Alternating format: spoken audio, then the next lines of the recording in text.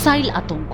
Iran, Lebanon, Israel জুড়ে ও মধ্যপ্রাচ্যের জনজীবন হয়ে উঠেছিল অনিশ্চিত। শুধু তাই নয়, এই উত্তেজনার নেতিবাচক প্রভাব ফেলতে শুরু করে বিশ্ববাজারেও।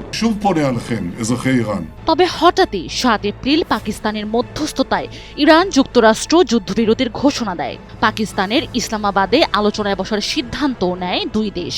যুদ্ধবিরতির খবর প্রকাশের পরপরই উচ্ছ্বাসে ভাসে তেহরানবাসী, এমনকি ঘুরে দাঁড়ায় শেয়ার বাজারও।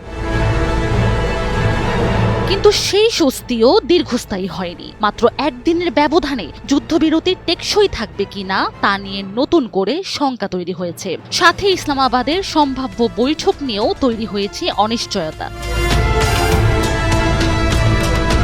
10 শর্তে যুদ্ধবিরতি ও হরমুজ প্রণালী খুলে দেওয়ার প্রস্তাবে রাজি হয়েছিল ইরান, কিন্তু খুব দ্রুতই সেই চিত্র বদলে যায়।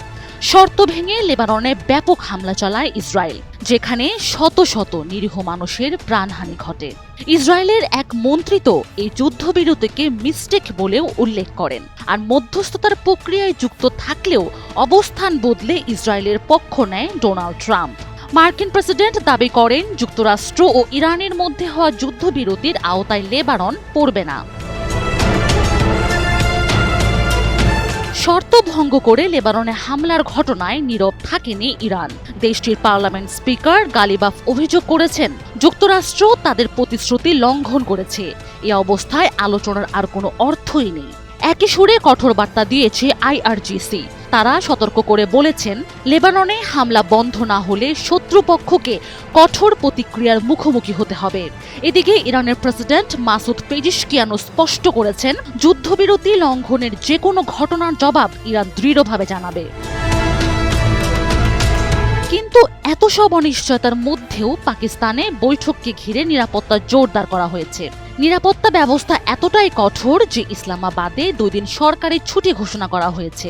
তল্লাশি ও নিরাপত্তা অভিযান চলছে সব দিকেই। বাড়ির তথ্য যাচাই, প্রবেশ ও প্রস্থান পয়েন্টে কঠোর চেকিং এবং শহরের গুরুত্বপূর্ণ এলাকায় নজরদারি বৃদ্ধি করা হয়েছে। এদিকে শান্তি পরিকল্পনা নিয়ে আলোচনার জন্য পাকিস্তান যাচ্ছে ইরানের প্রতিনিধি দল, এমনটা নিশ্চিত করলেও সামাজিক যোগাযোগ মাধ্যম এক্সে দেওয়া এমন পোস্টটি ডিলিট করে দিয়েছেন ইসলামাবাদে নিযুক্ত ইরানের রাষ্ট্রদূত রেজা আমিরি মোগাদাম। এতে বোঝাই যাচ্ছে ইসরায়েলের এমন কর্মকাণ্ডে ইরান আস্থা হারিয়ে ফেলেছে এবং বৈঠকের ফলাফল প্রভাবিত হওয়ার সম্ভাবনাও আছে।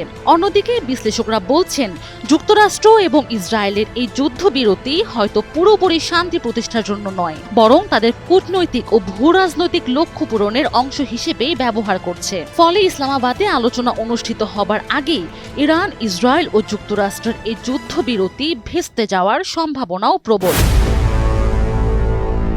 Sanjita Afrin, NTV online.